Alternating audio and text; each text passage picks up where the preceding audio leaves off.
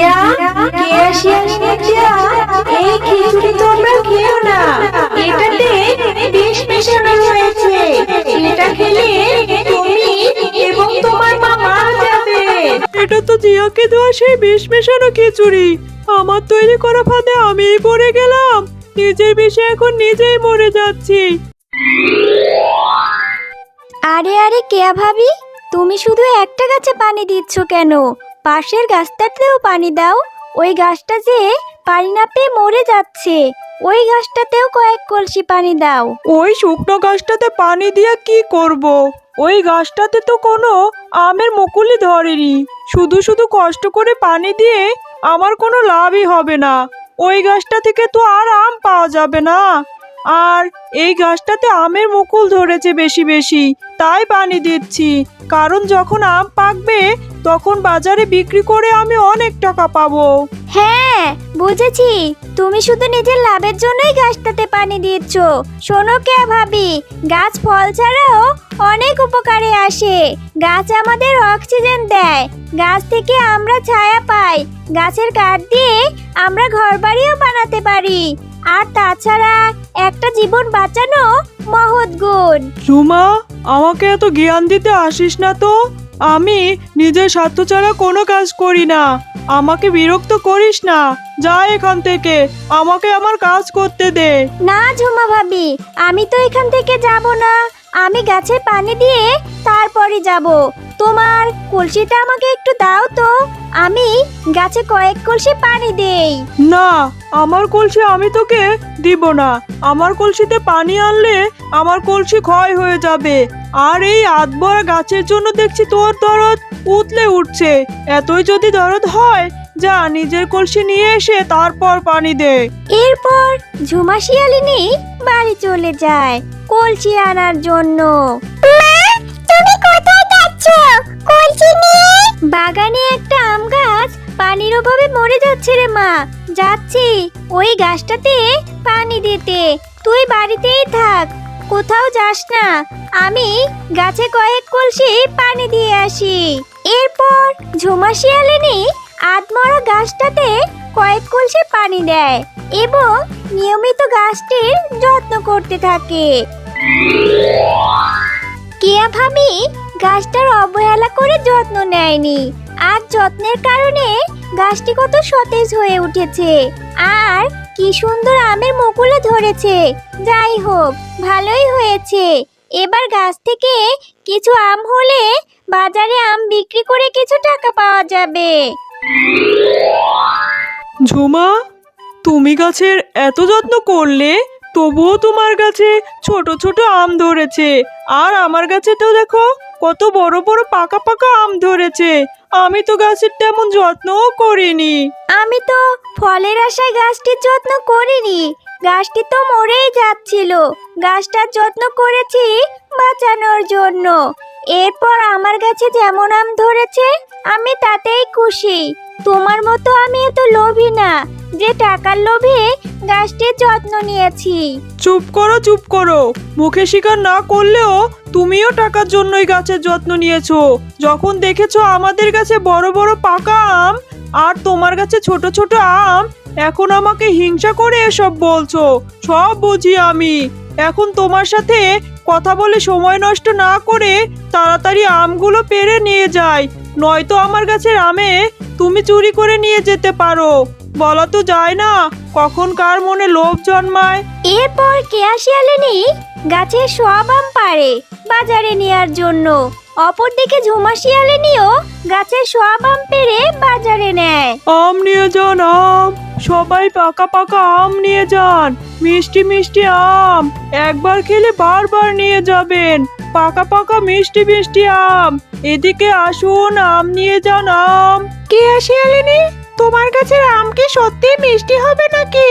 খুব মিষ্টি হবে, আর রসালোও হবে। একবার নিলে বারবার নিতে হবে আমার গাছের আম। খুব স্বাদের। আমার গাছের আম একবার খেয়েই দেখো নিয়ে। ওই তো দেখছি ঝুমা শিয়ালিনীও আম নিয়ে এসেছে। চলো বেলি ভাবি, ওখানেও গিয়ে দেখি কি অবস্থা। ঝুমা শিয়ালিনীর আমের কথা বলছো? খুব টক। আর দেখছো না কত ছোট ছোট আম। ভালো হবে না। আমার এখান থেকেই নিয়ে যাও। হ্যাঁ, তাই তো দেখছি। আচ্ছা, তাহলে আমাদের দুইজনকে 2 কেজি আম দাও তো। আম নিয়ে যান, আম। সবাই পাকা পাকা আম নিয়ে যান, মিষ্টি মিষ্টি আম। কেয়া শিয়ালিনী, এত ভালো ভালো কথা বলে আমাদের এসব টক আম দিয়েছো? দাঁড়াও, আজ তোমার খবর আছে। মিষ্টি আম বলে টক আম দিয়েছো, আমাদের ঠকিয়েছো। মারো ওকে, মারো। কি গো ঝুমা শিয়ালিনী, তোমার গাছের আম মিষ্টি হবে তো, নাকি আবার ওই কেয়া শিয়ালিনীর মতো টক হবে? আমি তো আমার গাছের আমগুলো খেয়ে দেখিনি, তবে আপনি একটা আম খেয়ে দেখতে পারেন বিল্লি ভাবি, মিষ্টি হলেই নিতে পারেন।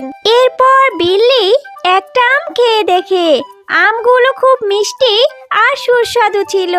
হ্যাঁ, তোমার গাছের আমগুলো তো খুব মিষ্টি আর খেতেও দারুণ মজা। দাও দাও, আমাদের সবগুলো আম দিয়ে দাও তো। আর এত কম আম কেন এনেছো?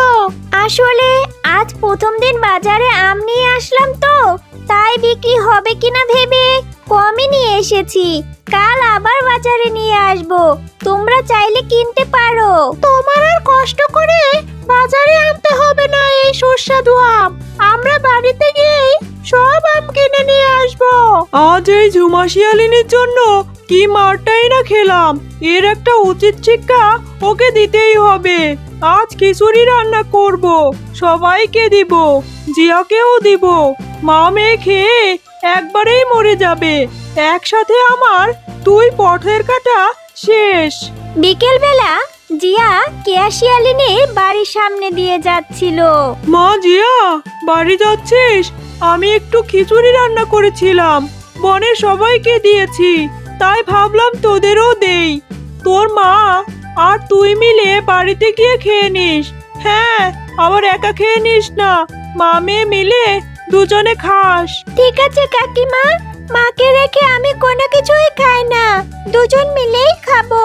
কথা শেষ করে জিয়া আম বাগানের সামনে দিয়েই বাড়ি যাচ্ছিল। জিয়া, কেয়া শিয়ালিনী জিয়া, এই খিচুড়ি তোমরা খেও না। এটাতে বিষ মেশানো হয়েছে।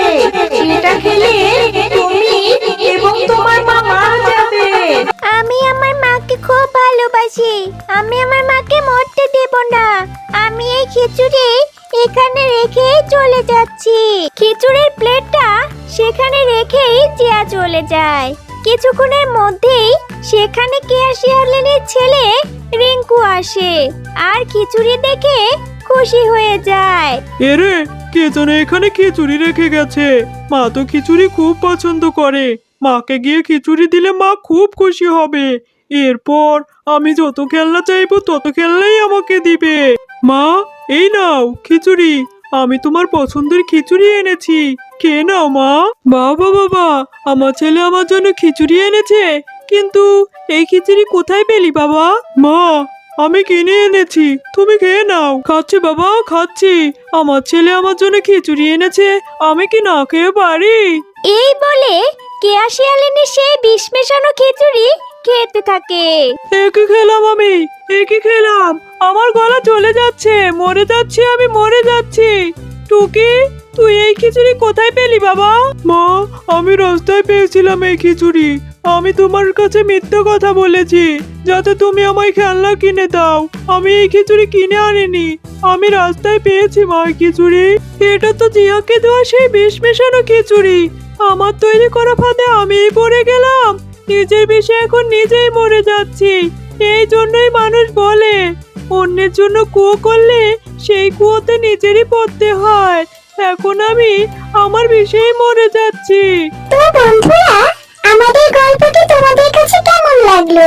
যদি ভালো লেগে থাকে তাহলে আমাদের চ্যানেলটি এখনই সাবস্ক্রাইব করো আর বেল আইকনটি অন করতে